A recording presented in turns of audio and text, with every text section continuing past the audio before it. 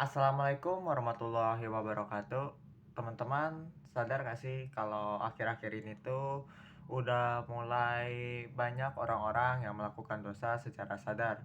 Bahkan rata-rata dari mereka tuh udah mengetahui kalau hal itu dosa, tapi mereka tetap ngelakuin hal itu. Nah, sebenarnya tentu aja bakal banyak faktor yang mendasari kenapa mereka bisa seperti itu. Tapi salah satu faktor utamanya adalah karena rasa takut akan neraka mereka tuh hilang. Saya akan memberikan salah satu pandangan Rasulullah tentang, eee, neraka tuh kayak gimana sih dan gimana kalau kita mengetahui tentang neraka. Oleh sebab itu izinkan saya membacakannya. Demi Allah, andai kalian tahu apa yang aku ketahui, sungguh kalian akan sedikit tertawa dan banyak menangis. Kalian pun akan enggan berlezat-lezat dengan istri kalian di ranjang, dan akan kalian keluar menuju tanah datang tinggi, mengibah-ngibah berdoa kepada Allah. Hadis riwayat Tirmizi ke 2234 dihasankan Al-Albani dalam Sahih At-Tirmizi. Mendengar Rasulullah berbicara seperti tadi tuh mungkin yang ada di telinga kita tuh kayak berarti neraka tuh kayak gimana? Bahkan Rasulullah sendiri tuh mengatakan kalau kita mengetahui tentang neraka, kita tuh bakalan lebih banyak menangis dibandingkan tertawa. Seberapa pedih neraka itu dan gimana kejamnya neraka tuh kayak gimana? Hal ini mungkin menjadi salah satu faktor kenapa banyak orang-orang tuh mulai menyepelekan tentang neraka. Bisa diambil kesimpulan mungkin ini bisa diambil studi kasusnya tuh ketika kalian, mendengar suara bus untuk pertama kali. Suara bus yang begitu kencang, begitu menyeramkan, pastinya membuat takut. Tapi apa yang terjadi ketika kita tuh udah mulai sering mendengar suara bus? Tentu aja hal itu akan ngebuat kita tuh nggak lagi waspada tentang suara bus itu. Jadi udah merasa nggak takut lagi dengan suara bus itu. Mungkin dalam konteks bus itu merupakan hal biasa saja. Tapi gimana dengan neraka? Karena kita mendengar banyaknya cerita neraka yang hanya itu-itu saja, terkesan yang hanya ya udah itu aja, belum ada penggambaran secara rinci, belum ada penggambaran secara detail tentang neraka tuh bakalan kayak gimana. Paling dikasih lihat tuh, dikasih gambaran tuh siksaan yang paling sedikitnya, yang paling apa yang namanya tuh, yang paling ringan ya, itu adalah seseorang yang dipakaikan sendal dari neraka, yang dimana ketika dia menggunakan sendal itu tuh bahkan kepalanya tuh sampai mendidih, otak-otaknya tuh sampai mendidih. Dan itu tuh kayak belum tergambarkan secara sepenuhnya.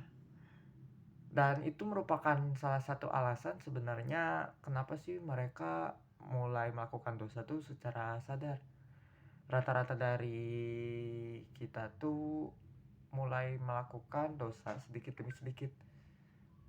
Bahkan dosa yang bahkan Allah sendiri tuh udah tulis gitu, udah tertulis, bukan lagi tersirat, itu udah sering kali dilakuin. Tapi dari hal-hal itu tuh apa sih dampaknya sebenarnya? Apa dampak dari kita mmm, menyepelekan siksa neraka? Apa sih dampak dari kita merendahkan gitu, apa, me meniadakan gitu loh siksa neraka tuh kayak gimana? Nah, mungkin yang pertama, yang pasti bakalan berpengaruh besar tuh adalah lalainya kita beribadah. Banyak tentunya faktor kita beribadah selain kepada Allah, mungkin juga kita takut kepada neraka atau juga untuk memenuhi, agar kita masuk surga gitu loh. Tapi faktor utamanya tentu aja kita nggak pengen masuk neraka dong. Karena telah dijelaskan kalau kita amalnya kurang, kita akan masuk neraka. Nah, oleh sebab itu kita akan rajin beribadah karena kita tidak ingin masuk neraka. Dan hal ini tuh ketika kita menyepelekan neraka tentu aja bakalan mengurangi atau melalaikan gitu loh dari, apa namanya, ibadah kita. Jadi ketika seseorang udah nggak lagi, menganggap neraka itu ada, udah nggak lagi menganggap siksa, pedihnya neraka itu, pedih banget, bakalan bikin mereka lalai dalam beribadah. Selain itu juga mungkin ada di perbuatan maksiat mereka yang akan kian menaik. Tentu aja ketika kita lalai ibadah itu akan membuat kita bermaksiat semakin sering gitu.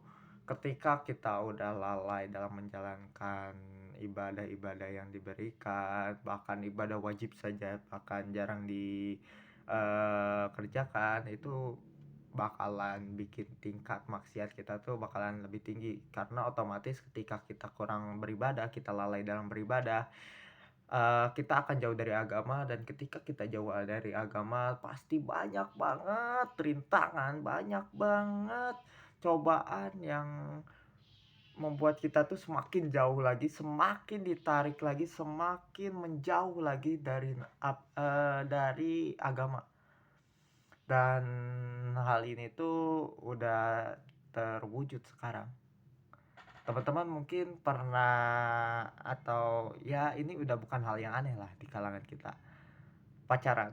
Coba teman-teman tanyain, ke diri teman-teman yang mungkin teman-teman sendiri pacaran atau teman-teman punya seorang sahabat di mana dia berpacaran, tanyain ke orang itu, "Bro atau sis, sadar nggak sih kalau pacaran tuh dosa? Sadar nggak sih kalau Allah tuh melarang pacaran?" Rata-rata dari mereka tentu akan menjawab, "Ya, saya sadar. Ya, saya tahu itu dosa. Terus kenapa?" Mungkin itu adalah suatu topik pembicaraan yang udah bukan lagi kita membicarakan dosa nih. Ketika kita membicarakan pacaran, oh iya itu dosa. Bukan lagi hal seperti itu, tapi itu sudah mulai dinormalisasikan, udah mulai dinormalkan. Dan hal ini juga ya membuktikan ketika kita menyepelekan sebuah neraka, ketika kita menyepelekan sebuah azab, kita tuh semakin lama, baik lambat, baik cepat, kita tuh akan semakin jauh dari agama. Dan tingkat maksiat yang tinggi itu bukan yang main-main, teman-teman. Ketika kita bermaksiat, seringkali kita kan akan mengingat maksiat itu terus bertobat.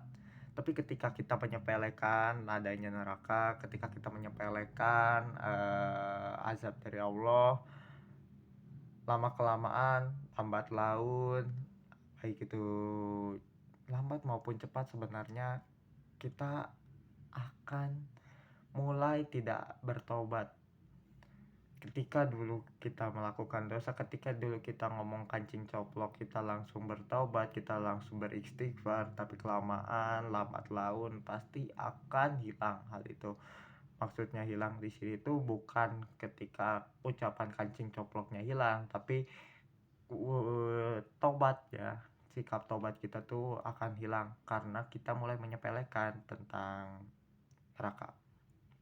Itu mungkin yang bisa saya sampaikan tentang ketika, seseorang mulai tidak menyadari tentang adanya neraka, ketika seseorang sudah menyepelekan tentang adanya neraka tuh kayak gimana. Sekian saja yang bisa saya sampaikan, mohon maaf jika banyak kekurangan dari yang saya berikan. Ditutup saja oleh doa, wabillahi taufiq wal hidayah, wassalamualaikum warahmatullahi wabarakatuh.